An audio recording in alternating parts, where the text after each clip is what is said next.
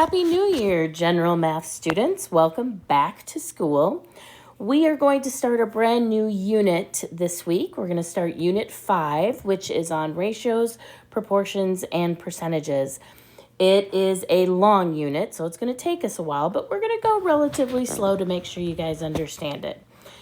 So this week we're going to do lesson 5.1, and I've broken it up into 3 lessons. So this is 5.1a, and this one is all about ratios. So make sure you have your notebook and pencil out, ready to take notes.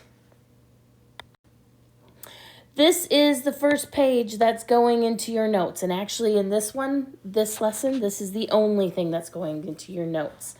And this is what I want you to be putting in. What is a ratio? It is a comparison of 2 values. That should go in your notes. What is a ratio? A comparison between 2 values. Now, we can write it in 3 different ways. So writing ratios, we can use the semicolon, we can use the word to, and we can write it as a fraction. And just like fractions, ratios should always be written in simplest form. The way that you are going to see me write ratios is the A to B. This is the way you're going to see me write it most of all. So this whole page, pause if you need to and get it into your notebooks. Then we're going to do a few examples. First example, Henry has 1 dinosaur in his collection. Julie has 4 dinosaurs in her collection. So here's our picture of Henry's dinosaur and Julie's 4 dinosaurs. We have to be very specific whenever it says what dinosaurs to what dinosaurs. You have to make sure you put it in the correct order. Henry's dinosaur is 1, 2, Julie's dinosaur is 4. And it's already in simplest form. We can't do any more. The second part switches the numbers around. I want Julie's dinosaurs to Henry's dinosaurs. So Julie has 4 to 1 of Henry's. And again, double check it. It's already in simplest form. Let's do another one. Buttons to thread.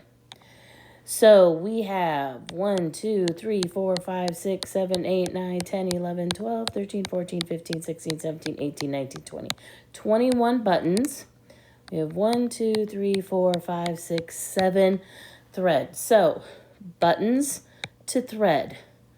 21 buttons to 7 threads. Now, this is not in simplest form. I can divide both these numbers by 7. So 21 divided by 7 is 3. 7 divided by 7 is 1. This is the ratio that I want. Thread to buttons, we're going to turn it around. So we're going to go 7 to 21. Again, both can be divided by 7. So my ratio is 1 to 3. And really all you have to do is take that and switch it around. But I turned them into simplest form. Cake and candles. I have 6 cake.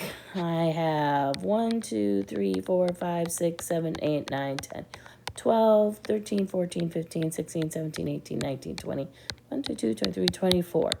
I have 24 candles. So cake to candles, I have 6 to 24. I can divide both of them by 6, so I get 1 to 4. There's my ratio. Candles to cake, same number, so all I'm going to do is turn it around. 4 to 1. There's my ratio of candles to cake. Lisa and her brother Tim went to the store today and bought some brownies. Lisa bought 8 brownies. Tim bought 2 brownies. So Lisa's brownies. Lisa bought 8. To Tim's brownies is 2. I can divide both of these by 2.